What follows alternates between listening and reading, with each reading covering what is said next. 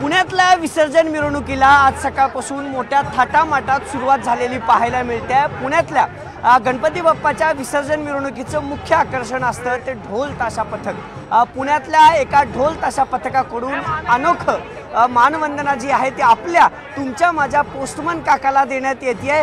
हे सगळे जे ढोल ताशा पथकाचे वादक आहेत ते पोस्टमनच्या ढोल ताशा घेऊन उतरलेले आहेत। खरं तर स्वराज्य ट्रस्ट कडून हे सगळा मानवंदना जी आहे जो आहे तो पोस्टमन जे लोक आहेत आपल्या राज्यभरातले देशभरातले त्यांना देण्यात येते। मानाचा 5वा केसरी गणेशोत्सवाकडून पोस्टमन आता फक्त आठवणीतच असा भव्य देखावा एक अनोखा देखावा या ढोल ताशाच्या माध्यमातून साजरा केला जातोय।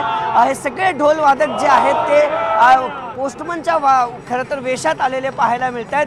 पुण्याचं जे वैभव आहे ते ढोल ताशा पथकाकडून या ठिकाणी दाखवलं जातं आणि हे सगळे जे वादक आहेत ढोल ताशा वादकाला पोस्टमनच्या वेशात आलेले आहेत। आणि पुन्हा एकदा हे लेटर जे आहे जे पत्र आपल्याला आपण पाठवत होतो ते पत्र स्वराज्य ट्रस्ट मार्फत पोस्टमन आता फक्त आठवणीतच असा एक अनोखा संदेश या सगळ्या माध्यमातून पुणेकरांना देण्यासाठी या वेशात हे सगळे आलेले आहेत। आपण पाहतोय की दादा काय अनोखं आहे हे सगळं, काय नेमकं यामागचा उद्देश होता?